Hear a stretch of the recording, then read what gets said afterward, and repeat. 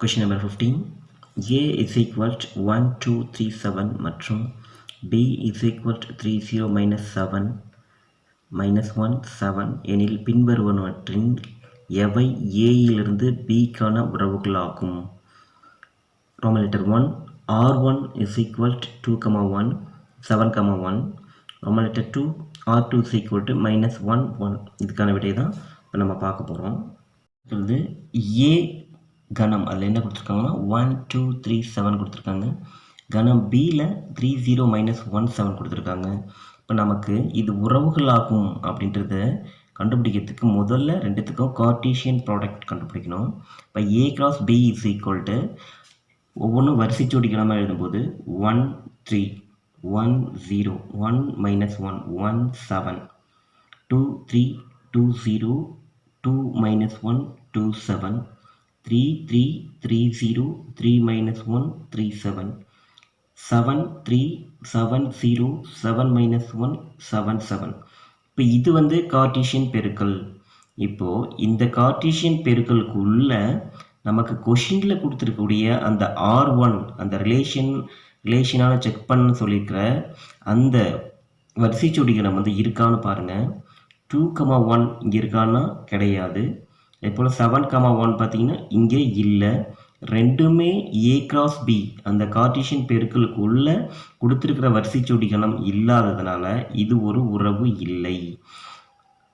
2, 1, 7, 1 இது ரெண்டுமே A cross B உடைய கார்ட்டீசியன் பெருக்கலுக்குள்ள இந்த ரெண்டு நம்பருமே கிடையாது. ஸோ இது வந்து ஒரு உறவு இல்லை. அதே போல் கொடுத்துருக்கிற கொஷினில் ரெண்டாவதாக உறவு என்ன சொல்லியிருக்காங்கன்னா -1, 1 இந்த வரிசை ஜோடிகணம் ஒரு உறவான்னு கேட்டிருக்காங்க. இப்போ -1, 1 இது ரெண்டுத்துமே வந்து பார்த்தீங்கன்னா கொடுத்துருக்கிற நமக்கு கார்ட்டீசியன் பெருக்கல்ல கிடையாது. இது ரெண்டுமே இல்லை. Does not belongs to A cross B. அப்போ இதுவும் வந்து பார்த்தீங்கன்னா உறவு இல்லை. அப்போ நம்ம கொடுத்துருக்கிற R1, R2 ரெண்டுமே உறவு இல்லை. Question number 16. F composition of f of k is equal to 5. f of k is equal to 2k minus 1 எனில் k இன் மதிப்பு காண்க. இந்த 2 மார்க்கான விடை இப்போ நம்ம பார்க்கலாம்.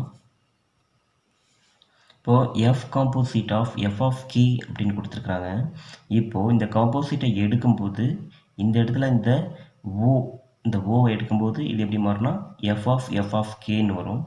f of k உடைய வேல்யூ நம்ம கொஷினில் என்ன கொடுத்துருக்குறாங்கன்னா 2k minus 1 2k minus 1 எழுதிக்கிட்டோன்னா இப்போ இது என்ன ஃபார்மேட்டில் இருக்குதுன்னா f of k அப்படின்ற ஃபார்மேட்டில் இருக்குது. ஸோ f of k உடைய வேல்யூ வந்து பார்த்தீங்கன்னா 2k minus 1 அதை எழுதிக்கிட்டு கேக்கு பதிலாக 2k minus 1 போட்டுட்டிங்கன்னா இப்போ இதை மல்டிபிள் பண்ணிங்கன்னா 2 into 2k 4k 2 into minus 1 minus 2 minus 1 இப்போ என்ன கிடைக்குது பாருங்கள் 4k minus 3 is equal to 5. அப்போ 4k is equal to minus 3 அந்த பக்கம் போச்சுன்னா ப்ளஸ் 3 மாறும். 5 plus 3 8. அப்போ 4k 8னா k is equal to 8/4 8/4 value 2. அப்போ k is equal to 2 என்பது என்னுடைய ஆன்சர். Question number 17. 16, 11, 6, 1 என்ற கூட்டுத்தொடர் வரிசையின் -54 என்பது எத்தனையாவது உறுப்புன்னு கேட்டிருக்காங்க.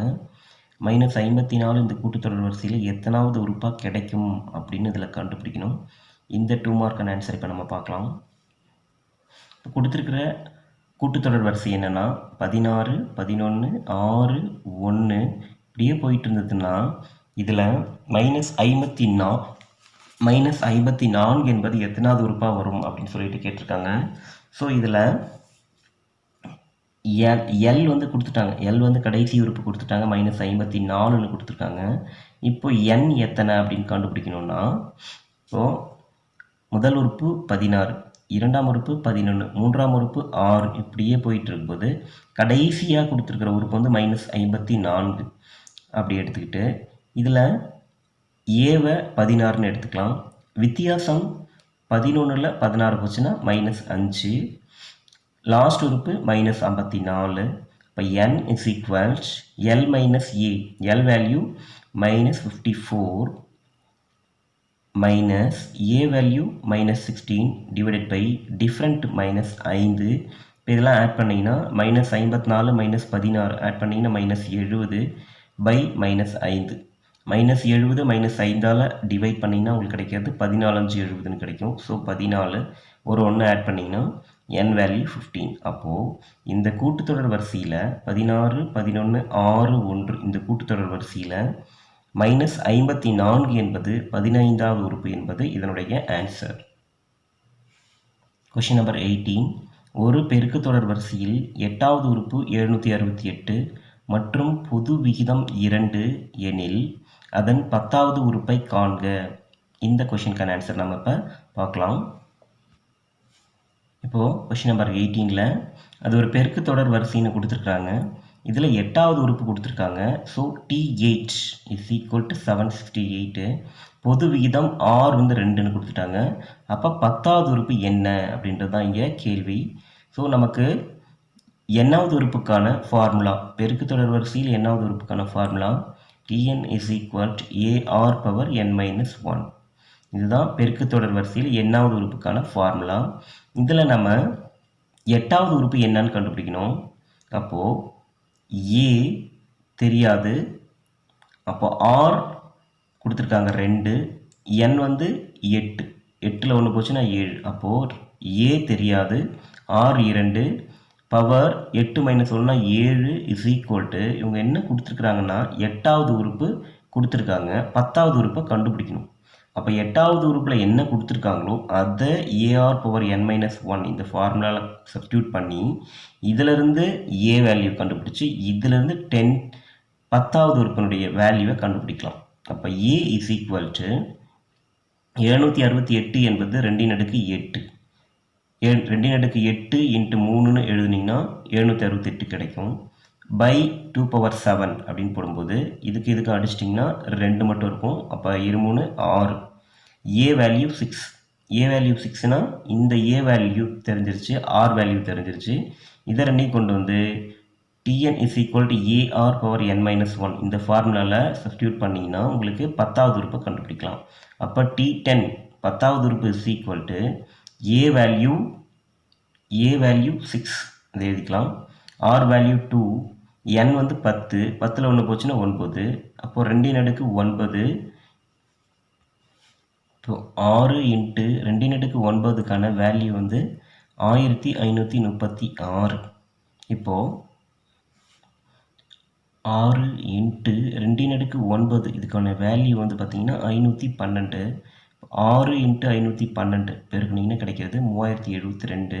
அப்போ கொஷினில் என்ன கொடுத்துருக்காங்க, 8வது உறுப்பு 768னா 10வது உறுப்பு 3072 என்பது இதனுடைய answer. Question number 19. சுருக்குக p² - 10p + 21 / p - 7 × p² + p - 12 / p - 3 whole square. இப்போ இதுக்கான ஆன்சர் தான் நம்ம இப்போ பார்க்க போகிறோம். ஓகே, இப்போது இதை வந்து என்ன பண்ணிக்கணும்னா காரணிப்படுத்தணும். மல்டிபிள் பண்ணும்போது 21 ஆட் பண்ணும்போது -10. அது என்ன நம்பர்னா மல்டிபிள் பண்ணும்போது 21 ஆட் பண்ணும்போது -10னா -7 × -3 மல்டிபிள் பண்ணும்போது 21 ஆட் பண்ணும்போது -10. இப்போ p - 7 × p - 3 என்பது இதனுடைய ஃபேக்டர்ஸ். அதே போல் இதை ஃபேக்டரைஸ் பண்ணும்போது மல்டிபிள் பண்ணால் -12 ஆட் பண்ணால் +1. அது என்ன நம்பர்னா 4 + 4 - 3 மல்டிபிள் பண்ணிங்கன்னா -12 ஆட் பண்ணிங்கன்னா +1. இப்போ 4 3 12. இப்போ இதை வந்து ஃபேக்டரைஸ் பண்ணியாச்சு. அது என்னென்னா ஃபேக்டர்ஸ் p + 4 × p - 3.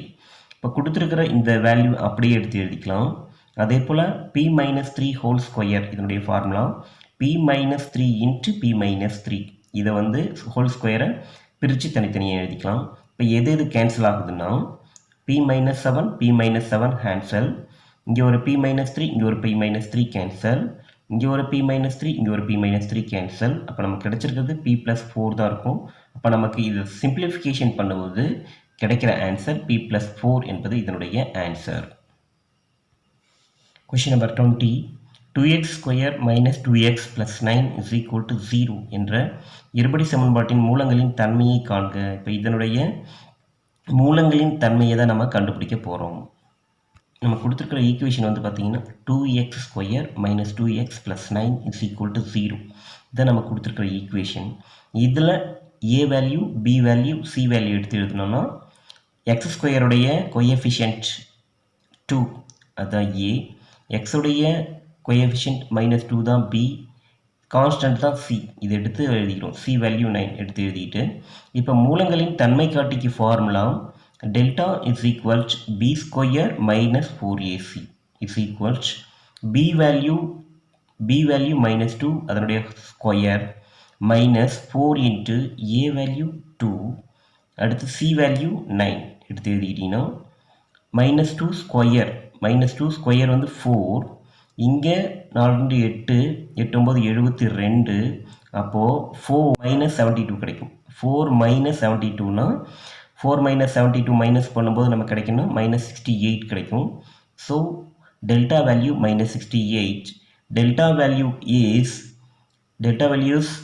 -68 அப்படின்னு சொல்லும்போது 0 விட குறைவாக இருக்குது. அப்போ டெல்டா வேல்யூஸ் லெஸ் தென் 0 அப்படின்னு சொல்லும்போது இதுக்கான தீர்வு என்னென்னா மெய் மூலங்கள் இல்லை என்பது இதனுடைய ஆன்சர். 21 அணி ஏ கொடுத்துருக்காங்க. இதனுடைய ஏடிக்கு மறுபடியும் ஒரு டி கண்டுபிடிக்கணும். நிறைநிரல் மாற்றணிக்கு மறுபடியும் ஒரு நிறைநிரல் மாற்றணி கண்டுபிடிக்கும் போது ஃபஸ்ட்டு நிறையெல்லாம் நிரலாக மாற்றிக்கலாம். 5 2 2 நிறை நிரலாக மாறும். அதே போல் இந்த நிறைய நிரலாக மாற்றிக்கிறோம், இந்த நிறைய நிரலாக மாற்றிக்கிறோம். மறுபடியும் இந்த ஃபஸ்ட்டு ஏற்கனவே கொடுத்துருக்கிறத நிறைநிரல் மாற்றணியாக மாற்றும்போது அப்படியே மாற்றி எழுத வேண்டியதுதான். இந்த நிறை நிரலாகும், ரெண்டாம் நிறை நிரல், மூன்றாம் நிறை நிரல் மாற்றி எழுதிட்டோன்னா உங்களுக்கு அதே ஏ மேட்ரிக்ஸ் தான் கிடைக்கும். ரொம்ப ரொம்ப சிம்பிளான கொஷின் இது. எக்ஸாம்பிள் அடிக்கடி கேட்பாங்க. கொடுத்துருக்கிற அணியை அப்படியே எடுத்து எழுதிட்டு ஏடி அதுக்கு பவர் டி இப்படின்னு கொஷினில் கேட்டிருக்காங்க. இதை எடுத்து எழுதிட்டு கொடுத்துருக்கிற அணியை அப்படியே எடுத்து எழுதினாவே உங்களுக்கு 2 மார்க் இதில் கிடச்சிரும். கடைசி எழுதும்போது A T whole power T is equal to A அப்படின்னு எழுதுங்க. உங்களுக்கு 2 மார்க் ஃபுல் மார்க் 2 ஸ்டெப்பில் கிடச்சிரும். Question number 22. சுவரின் அடியிலிருந்து 4 அடி தொலைவில் உள்ள ஏணியானது சுவரின் உச்சியை 7 அடி உயரத்தில் தொடுமெனில் தேவையான ஏணியின் நீளத்தை காண்க. விடையை ஒரு தசம இட திருத்தமாக தருகன்னு கொடுத்துருக்காங்க. சுவரின் அடியிலிருந்து 4 அடி தொலைவில் உள்ள ஏணியானது சுவரின் உச்சியை 7 அடி உயரத்தில் தொடுமெனில் தேவையான ஏணியின் நீளத்தை காண்க. விடையை ஒரு தசம இட திருத்தமாக காண்கன்னு கொடுத்துருக்காங்க. இப்போ இதுக்கான ஆன்சரை பார்க்கலாம். இப்போ கொடுத்துருக்கிறதுக்கு நம்ம ஒரு படம் மாதிரி வரைஞ்சிக்கலாம். இப்போ ஒரு ஏணியை ஒரு சுவரில் சாய்ச்சி வச்சுருக்காங்க. எவ்வளோ ஒரு ஹைட்டில் சாய்ச்சி வச்சுருக்காங்கன்னா 7 அடி உயரத்தில் ஏணியை சாய்ச்சி வச்சுருக்காங்க. சுவருக்கும் ஏணிக்கும் இடையே உள்ள தொலைவு 4 அடின்னு கொடுத்துருக்காங்க. நம்ம கண்டுபிடிக்க வேண்டியது இந்த ஏணியினுடைய நீளத்தை கண்டுபிடிக்கணும். இதை பிதாகரஸ் தேற்றத்தை அப்ளை பண்ணி இதுக்கான ஆன்சரை கண்டுபிடிக்கலாம். இப்போது பிதாகரஸ் தேற்றத்தின்படி ஒரு செங்கோண முக்கோணத்தின் இது செங்கோண முக்கோண வடிவத்தில் இருக்கும். ஒரு செங்கோண முக்கோணத்தின் கர்ணத்தின் வர்க்கம் மற்ற இரு பக்கங்களின் வர்க்க அளவிற்கு கூடுதல்னு சொல்லிட்டாங்க. அப்போது AB square is equals BC square plus AC square இதை எடுத்து எழுதிக்கிட்டீங்க. இந்த வேல்யூ கொண்டு வந்து இங்கே சப்ஸ்டியூட் பண்ணிக்கோங்க. ஏபி தான் நமக்கு தெரியாது, அதை தான் கண்டுபிடிக்க போகிறோம். பிசி வேல்யூ 4 அதை எடுத்து எழுதிக்கலாம். ஏசி வேல்யூ 7 அதை எடுத்து எழுதிக்கலாம். 4 ஸ்கொயர் 16, 7 ஸ்கொயர் 49. இது எல்லாமே ஸ்கொயருக்கு உண்டானது. நமக்கு தேவையானது என்னென்னா ஏபி மட்டும்தான் தேவை. அப்போ இதுக்கு ஸ்கொயர் ரூட் எடுக்கணும். இதை ஆட் பண்ணும்போது உங்களுக்கு கிடைக்கிறது 16 49 ஆட் பண்ணிங்கன்னா √65ன்னு கிடைக்கும். இதனுடைய ஸ்கொயர் ரூட் பார்த்தீங்கன்னா 8.1 அடி என்பது தான் இதனுடைய ஆன்சர். அடுத்த கொஷின் நம்பர் 23. -2a மற்றும் 9 3 என்ற புள்ளிகள் வழி செல்லும் நேர்கோட்டின் சாய்வு -1/2 எனில் ஏயின் மதிப்பு காண்க. இதுக்கான விடையை தான் நம்ம இப்போ பார்க்க போகிறோம். கொஷின் மறுபடியும் சொல்கிறேன். -2, a 9, 3 என்ற புள்ளிகள் வழி செல்லும் நேர்கோட்டின் சாய்வு -1/2 எனில் ஏயின் மதிப்பை காண்க. இதுக்கான விடையை இப்போ நம்ம பார்க்கலாம். இப்போது நமக்கு 2 புள்ளிகள் கொடுத்துருக்காங்க, சாய்வு கொடுத்துருக்காங்க. 2 புள்ளிகள் என்னென்னா -2, a 1, 9, 3 1 2 புள்ளிகள் கொடுத்துருக்காங்க. இப்போ இதனுடைய சாய்வு பார்த்தீங்கன்னா 2 புள்ளிகள் அமைப்பில் சாய்வு m = y2 - y1/x2 - x1 இதில் சாய்வு கொடுத்துட்டாங்க. சாய்வுடைய வேல்யூ வந்து -1/2ன்னு கொடுத்துட்டாங்க. இப்போது y2 வேல்யூ 3 அதை எழுதிக்கலாம். மைனஸ் y1 வேல்யூ a அதை எடுத்து எழுதிக்கலாம். x2 வேல்யூ 9 அதை எடுத்து எழுதிக்கலாம். Minus x1 value 9 minus of -2னா +2 கிடைக்கும். 3 மைனஸ் a/11 வரும். இப்போ இதை கிராஸ் மல்டிப்ளிகேஷன் பண்ணிங்கன்னா 2 × 3 மைனஸ் a 1 × -1 11 × -1 மல்டிப்ளை பண்ணிங்கன்னா 6 2 × 3 6 2 × -a -2a is equal to -11. அப்போது -2a அந்த பக்கம் போயிடலாம், +2a மாறிடும். -11 இந்த பக்கம் கொண்டு வந்தீங்கன்னா +11 மாறும். அப்போ 2a is equal to 17னா a value 17/2 என்பது இதனுடைய answer. Number 24 1 + tan square a divided by 1 + cot square a is equal to 1 - tan a divided by 1 - cot a whole square என நிரூபகன்னு கொடுத்துருக்காங்க. இப்போ இதுக்கான ஆன்சரை பார்க்கலாம். இப்போ நம்ம கொடுத்துருக்கிறது என்னென்னா 1 + tan square a divided by 1 + cot square a அப்படின்னு கொடுத்துருக்காங்க. இப்போ இதில் cot square a-வை மட்டும் நாம் கொஞ்சம் ஆல்டர் பண்ணி மாற்றி எழுதிக்கலாம். 1 + tan square a divided by cot square வேல்யூடைய ஃபார்முலா, cot square a உடைய ஃபார்முலா 1/tan square a, இந்த ஃபார்முலா எடுத்து எழுதிக்கிறோம். அடுத்ததாக இப்போது 1 + tan square a divided by tan square a + 1/tan square a கிடைக்கும். இப்போ இதை 1 + tan square a அப்படியே எடுத்து எழுதிக்கிட்டு இதனுடைய ரெசிப்ரோக்கல் பெருக்கல் தலைகீழி எடுத்து எழுதினீங்கன்னா tan square a/1 + tan square a கிடைக்கும்.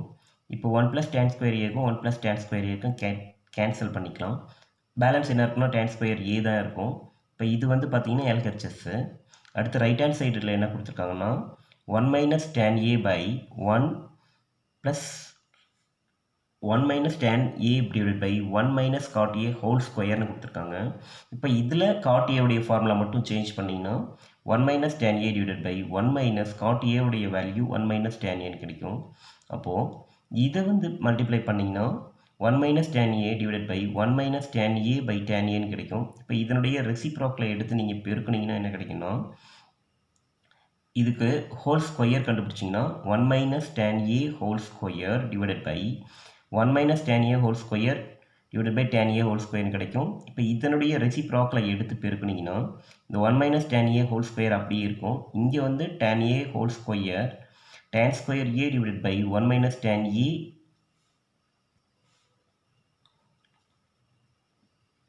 இப்போ 1 - tan a whole squareக்கும் 1 - tan a whole squareக்கும் கேன்சல் ஆகிடும். பேலன்ஸு tan square a கிடைக்கும். இப்போ லெஃப்ட் ஹேண்ட் சைடில் நமக்கு கிடைச்சது tan square a, right hand சைடில் நமக்கு கிடைச்சது tan square a. இப்போ ரெண்டுமே ஈக்குவலாக இருக்குது. So LHS is equal to RHS. Question number 25 704 சதுர சென்டிமீட்டர் மொத்த புறப்பரப்பு கொண்ட ஒரு கூம்பின் ஆரம் 7 சென்டிமீட்டர் எனில் அதன் சாய் உயரம் காண்க.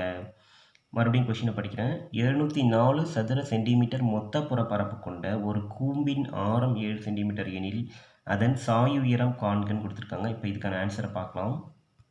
கொஷினில் என்ன கொடுத்துருக்காங்கன்னா கூம்பின் மொத்த புறப்பரப்பு கொடுத்துருக்காங்க 704ன்னு கொடுத்துருக்காங்க. அப்போது மொத்த புறப்பரப்பு ஃபார்முலா, கூம்பின் மொத்த பரப்பு formula πr × l + r is equal to 704. இதில் ரேடியஸ் கொடுத்துட்டாங்க, ஆரம் கொடுத்துட்டாங்க 7 சென்டிமீட்டர். இப்போ பை வேல்யூ எழுதிக்கலாம், ஆர் வேல்யூ 7ன்னு எழுதிக்கலாம், எல் வேல்யூ தெரியாது அப்படி எழுதிக்கலாம், ஆர் வேல்யூ 7 எழுதிக்கலாம். இப்போ இதை கேன்சல் பண்ணும்போது 7 7 கேன்சல். அப்போ என்ன கிடைக்கும் பார்த்தீங்கன்னா l + 7 × 22ன்னு கிடைக்கும். இந்த 22 இந்த பக்கம் போச்சுன்னா டிவைட் ஆகும். 704 22ஆல் டிவைட் பண்ணிங்கன்னா உங்களுக்கு கிடைக்கிறது 32 கிடைக்கும். இப்போ l + 7 வந்து 32னா l வேல்யூ இந்த +7 அந்த பக்கம் போச்சுன்னா -7ஆக மாறும். இப்போ 32ல் 7 போச்சுன்னா 25 சென்டிமீட்டர். அப்போது தேவையான ஆன்சர் கூம்பின் சாய் உயரம் L is equal to 25 centimetre என்பது இதனுடைய ஆன்சர். அடுத்த கொஷின், ஒரு நெட்டாண்டில் 53 சனிக்கிழமைகள் கிடைப்பதற்கான நிகழ்தகவு என்னன்னு கொடுத்துருக்காங்க. ஒரு நெட்டாண்டில் 53 சனிக்கிழமைகள் கிடைப்பதற்கான நிகழ்தகவு என்ன? இதுக்கான ஆன்சரை இப்போ பார்க்கலாம். இப்போ ஒரு நெட்டாண்டில் உள்ள மொத்த நாட்கள் வந்து பார்த்திங்கன்னா 366. ஒரு லீஃப் ஆண்டில் 366 நாள் இருக்கும். இப்போ 366 நாளில் மொத்தம் இவங்க கேட்குறது 53 சனிக்கிழமைகள் வருவதற்கான நிகழ்தகவு என்னன்னு கேட்குறாங்க. ஆக்சுவலாக இதில் வந்து பார்த்திங்கன்னா 366 நாளில் எத்தனை சனிக்கிழமைகள் வரும்னா 366 7ஆல் டிவைட் பண்ணிட்டீங்கன்னா 52 கிடைக்கும். பேலன்ஸு 2 கிடைக்கும். ஸோ 52 வாரங்கள் 2 நாட்கள் கிடைக்கும். 566 நாட்களில்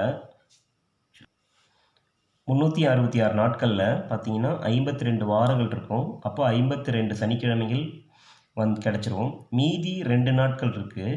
அந்த 2 நாட்களில் சனிக்கிழமை கிடைப்பதற்கான நிகழ்தகவு என்ன அப்படின்னு பார்த்தீங்கன்னா, அந்த 2 நாட்கள் எப்படி இருக்கலாம்னா, ஞாயிறு திங்கள், திங்கள் செவ்வாய், செவ்வாய் புதன், புதன் வியாழன், வியாழன் வெள்ளி, வெள்ளி சனி, சனி ஞாயிறு, இப்படி 7 வரிசையில் இருக்கலாம். இதில் நமக்கு தேவையானது சனிக்கிழமை எப்பப்போ வருதுன்னா, வெள்ளி சனி ஒன்று, சனி ஞாயிறு ஒன்று. அப்போ நமக்கு 2 வாய்ப்புகள் இருக்குது. அப்போது இதில் வந்து மொத்த வாய்ப்புகள் வந்து பார்த்திங்கன்னா, மொத்தம் வந்து என்ஆஃப்எஸ் வந்து பார்த்திங்கன்னா 7. அதில் சனிக்கிழமை கிடைக்கிறது வந்து பார்த்திங்கன்னா 2 டைம் கிடைக்கும். அப்போது என்ஆஃப்எஸ் வந்து 7, மொத்த வாய்ப்புகள் மொத்தம் 7. அதில் சனி கிடைப்பதற்கான சனிக்கிழமையாக வருவதற்கான நிகழ்ச்சியில் வந்து பார்த்திங்கன்னா எத்தனை வாய்ப்புனா 2 வாய்ப்பு இருக்கும். சனிக்கிழமை கிடைப்பதற்கான நிகழ்ச்சி வந்து 2 இருக்கும். அப்போ என்ஆஃப்ஏ 2, என்ஆஃப்எஸ் 7. இப்போது ஏ என்பது 53 சனிக்கிழமை கிடைக்கும் நிகழ்ச்சினா அது எதுனா வெள்ளி சனி, சனி ஞாயிறு. இப்போ என்ஆஃப்ஏ வந்து 2. இப்போ P of A formula n of A by n of S. P of A is equal to n of A வந்து 2, என்ஆஃப்எஸ் வந்து 7. அப்போ பிஆஃப்ஏ இஸ் ஈக்குவல் டு 2/7. இப்போ 53 சனிக்கிழமை கிடைப்பதற்கான நிகழ்தகவு வந்து பிஆஃப்ஏ இஸ் ஈக்குவல் டு 2/7 என்பது இதனுடைய ஆன்சர். Question number 27. 63, 89, 98, 125, 79, 108, 117, 68 என்னும் தரவுகளுக்கு வீச்சு மற்றும் வீச்சு கெழுவை காண்க. இதுக்கான வீச்சு மற்றும் வீச்சு கெழுவை கண்டுபிடிக்கலாம். இப்போ கொடுத்துருக்கிற வேல்யூவை நம்ம என்ன பண்ணிக்கலாம்னா எடுத்து எழுதிக்கிட்டு இதனுடைய ஹையஸ்ட் வேல்யூ அதுதான் எல் 125, லோயஸ்ட் வேல்யூ அதுதான் எஸ் 63. அப்போ வீச்சு formula L minus S, highest வேல்யூலேருந்து லோயஸ்ட் வேல்யூ மைனஸ் பண்ணிங்கன்னா வீச்சு 62. அடுத்து வீச்சு கெழு இதுக்கான formula L minus S by L plus எஸ்ன்னு வரும். இப்போ L value 125 divided by S value 63 divided by L value 125 plus S value 63. இதை மைனஸ் பண்ணிங்கன்னா ஃபஸ்ட்டு 62, ஆட் பண்ணிங்கன்னா 188. இதை சிம்பிளிஃபிகேஷன் பண்ணிங்கன்னா 31/94 வரும். இதை டிவைட் பண்ணிங்கன்னா 31/94 டிவைட் பண்ணி பார்த்தீங்கன்னா 0.33 கிடைக்கும். இப்போ 0.33 தான் இதுக்கான ஆன்சர். Question number 28. 6 சென்டிமீட்டர் விட்டமுள்ள ஒரு திண்ம உலோக பந்து ஒன்று உருக்கப்பட்டு 12 சென்டிமீட்டர் விட்டமுள்ள ஓர் கூம்பாக மாற்றப்படுகின்றது எனில் கூம்பின் உயரம் காண்க. இப்போ முதல்ல ஒரு உலோக பந்து, திண்ம உலோக பந்து, இது வந்து கோள வடிவத்தில் இருக்கும். இதை வந்து உருக்கி கூம்பு வடிவமாக மாற்றுறாங்க. அப்படின்னு சொல்லும்போது ஃபஸ்ட்டு இருக்கக்கூடிய அந்த உலோக பந்து இருக்கு இல்லையா, கோள வடிவ பந்து, அதனுடைய விட்டம் கொடுத்துட்டாங்க. புதுசாக உருவாகக்கூடிய கூம்பினுடைய விட்டம் கொடுத்துட்டாங்க. அப்புறம் மறுபடியும் நம்ம ரெண்டாவதாக உருவாக்கக்கூடிய அந்த கூம்பு அதனுடைய உயரம் என்னன்னு கண்டுபிடிக்கணும். இதுதான் இதுக்கான ஆன்சர். இப்போ நம்ம அதுக்கான ஆன்சரை பார்க்கலாம். இப்போ நம்ம கொடுத்துருக்கிறது முதல் உருவம் கோலத்தை உருக்கி நம்ம கூம்பு வடிவமாக உருவாக்க போகிறோம். அப்போது ஃபஸ்ட்டில் கொடுத்துருக்குற அந்த கோலத்தினுடைய விட்டம் 6 சென்டிமீட்டர், ஆரம் 3 சென்டிமீட்டர். அப்போது விட்டம் 6னா ஆரம் 3 சென்டிமீட்டர். பொதுவாக உருவாகக்கூடிய வடிவம் கூம்பு, அதனுடைய விட்டம் 12 சென்டிமீட்டர்னா ஆரம் 6 சென்டிமீட்டர். இப்போது ரெண்டுத்தினுடைய கன அளவுகள் பார்க்கும்போது கோலத்தின் கன அளவு 4/3 πr3, கூம்பின் கன அளவு 1/3 πr²h. இதை எடுத்து எழுதிக்கலாம். பை கேன்சல், 3 கேன்சல் பண்ணிக்கலாம். 4 இன்ட்டு கோலத்துக்கான ரேடியஸ் 3, அதை எடுத்து எழுதிக்கிட்டிங்கன்னா r³ 3 கியூப் எழுதிக்கணும். அதே போல் இங்கே ரேடியஸ் 6, அப்போ 6 இன்ட்டு 6. ஹெச் வேல்யூ வந்து தெரியாது, இதுதான் நம்ம கண்டுபிடிக்க போகிறோம். அதை அப்படியே வச்சுக்கலாம். அடுத்தது இப்போ இதை வந்து கேன்சல் பண்ணிங்கன்னா 3 கேன்சல், ஒவ்வொரு 3 2 3 6ன்னு அதை கேன்சல் பண்ணிக்கலாம். பேலன்ஸ் என்ன இருக்குன்னா 3 9 9 4 36 லெஃப்ட் சைடில் வரும். ரைட் சைடில் 6 2 12 இன்ட்டு ஹெச்னு வரும். இப்போ நமக்கு தேவையான ஹெச் கண்டுபிடிக்கணும்னா இந்த 12 மல்டிப்ளிகேஷனாக இருக்குது இந்த பக்கம் வந்தால் டிவைடாக மாறும். 36/12 இஸ் ஈக்குவல் டு 3. 36 12ஆல் டிவைட் பண்ணிங்கன்னா உங்களுக்கு கிடைக்குது 3ன்னு கிடைக்கும். அப்போ புதிதாக உருவாக்கப்பட்ட கூம்பின் உயரம் வந்து 3 சென்டிமீட்டர் தான் இதனுடைய ஆன்சர்.